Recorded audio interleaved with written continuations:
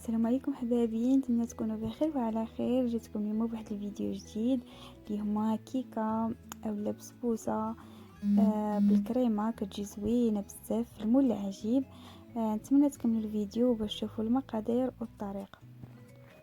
بسم الله. اول حاجه عندي اللي هي 2 بيضات، قشره ديال برتقاله، نص كاس ديال سنيده، كاس الا ربع ديال الحليب، وتقريبا يعني كاس الا ربع ديال الزيت، وواحد 200 غرام ديال السميده. وبالنسبه للسميده راني شحال تشربات لكم، غنوريكم في الاخر القوام اللي خصكم تحصلوا عليه.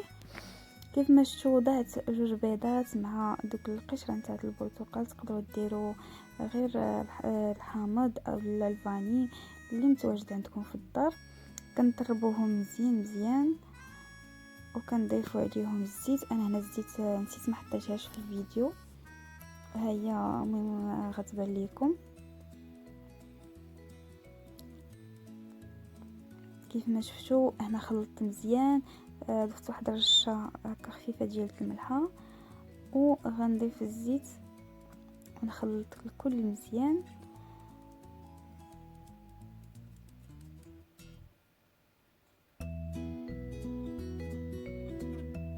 غنضيف داك الكاس الا ربع ديال الحليب،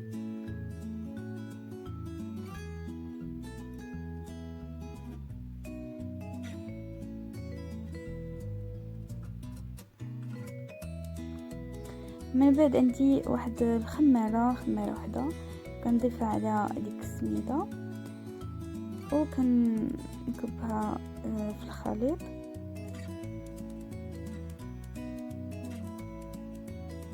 وكنحرك مزيان. هنا يعني كان عندي غير نصف الكميه ديال السميده، من بعد راه غادي نضيفها. كيف ما شفتوا يعني غنبدا نضيفها غير بشوي حتى كنحصل على القوام اللي انا بغيت. يعني ما غاديش نضيفها كلها في دقه واحده، لانه كيف ما كتعرفوا السميده غير كتخليوها غير واحد دقيقه راه كتشرب. يعني نتوما ديروا بحساب انها راه غادي تشرب، وخليو العجينه كتكون واحد شويه جاريه، يعني ماشي بزاف غير واحد شويه. كيف ما شفتوا راه العجين جاري، يعني ماشي ثقيل. كيف ما قلت لكم راه من بعد راه غادي يعقد يعني غنحاول انني نخليها تكون جاريه هي واحد شويه. من بعد خديت ليمون ودهنتهم بالزبده ونرش عليهم شويه ديال الكوك. يعني هاد الكوك كيعطيهم واحد المنظر زوين في الاخر، يعني كيكون واحد المنظر فيه هكا دوك الحبيبات ديال الكوك اللي كيتحمر هو في الفران، كيجي زوين الصراحه. من بعد كيف ما شفتوا يعني الخليط راه بدا كيعقد لي واحد شويه، غنضيفوا في ليمون وغنعمرهم كاملين ان شاء الله، وغادي ندخلهم للفران 180 درجه حتى كيتحمروا ليا من الفوق ومن التحت، عاد كنخرجهم. بالنسبه الا كان عندكم مثلا ليمون بحال هكا، عندي انا غير 8، يعني غتدخلوهم وتعاودوا يعني تخرجوهم وتعاودوا تدخلوهم. غتلقاو بان العجينه يعني تجمعات بزاف. غتضيفوا عليها شويه ديال الحليب وحركوها وغادي تولي لكم مزيانه. بالنسبه للشربات باش غادي نسقي، عندي نص كاس ديال سنيده، كاس ونص ديال الماء ونص حامضه، وكنديرهم فوق النار حتى كيعقدوا ليا واحد شويه، عاد كنحيدهم.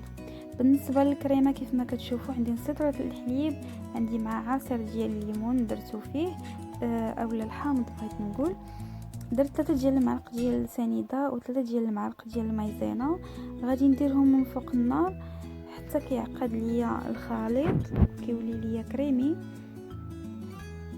كيف ما كتشوفوا غادي نضيف عليه ياغورت طبيعي بدون سكر بدون نكهه، يعني طبيعي ما فيه حتى شي حاجه.